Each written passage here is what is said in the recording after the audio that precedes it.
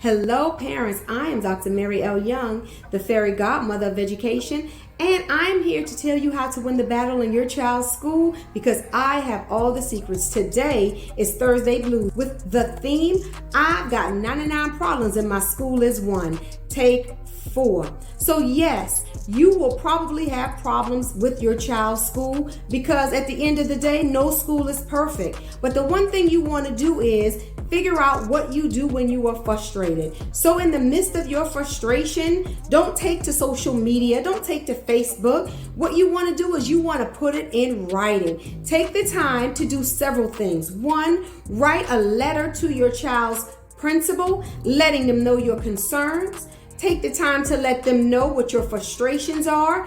And in addition, take the time to give them suggestions because as little as you may know, principals don't have all the answers, which is why we have a homeschool partnership. And so there may be things that they may know that exist in the school, but may have run out of possible alternatives or suggestions. So take the time to reach out to them, let them know your concerns, let them know that you're here to support them, and provide them with strategies and suggestions about how they can improve that challenge that goes on in that school. Once again, in your frustration, you got 99 problems, but don't let the school be one.